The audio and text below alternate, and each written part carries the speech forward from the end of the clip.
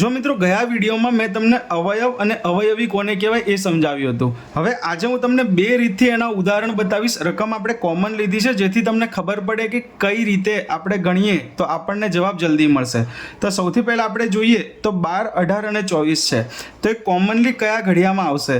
તો આપણે જોઈએ તો 3ના ઘડિયામાં આપણને 12 પણ આવે છે, 18 પણ આવે છે અને 24 પણ આવે છે. માટે આપણે 3ને ઓલરેડી કોમન કાઢી દીધા છે. તો 3 ચોક 12, 3 છન 18 અને 3 અઠ્ઠા 24.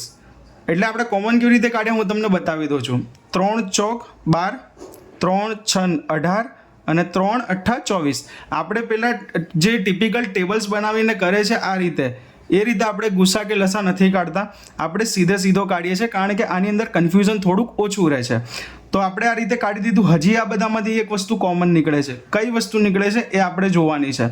તો 4, 6 અને 8માંથી મને દેખાય છે કોમન 2. તો આપણે શું કરીશું? 3 ગુણ્યા 2 કરીશું કારણ કે હવે 2 કોમન કાઢીશું. પહેલાં 3 હતા તો 2 દુ 4, 2 તરી 6 અને 2 ચોક 8.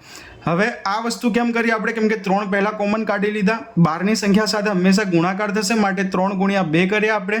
અંદર આપણે ફરીથી ભાગ ચલાવ્યો. 2 દુ 4, 2 તરી 6 અને 2 ચોક 8. હવે આનો જવાબ આપણે સિમ્પ્લિફાઈ કરવો પડશે. પહેલાં તો આપણે જોઈ લઈએ ગુસા કાઢવાનો છે.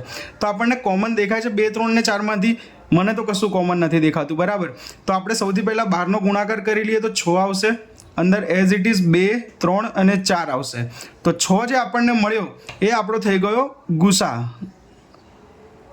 એટલે કે HCF. આ આપણને ગુસા મળી ગયો. હવે આપણે જોઈએ તો લસા માટે શું કરવાનું છે? આ બધાનો ગુણાકાર થશે. પણ સૌથી પહેલાં તમે જુઓ 4 અને 2માં એ 2 ઓલરેડી 4નો અવયવ છે માટે 2 આપણે કેન્સલ કરી શકીએ. નાની રકમ કેન્સલ થશે કારણ કે 2 એ 4નો અવયવ છે. 4 કેન્સલ નહીં થાય, બરાબર. તો આપણે ફરી ગુણાકાર કરીએ. 6 તરી 18 અને 18 ચોક 72, બરાબર.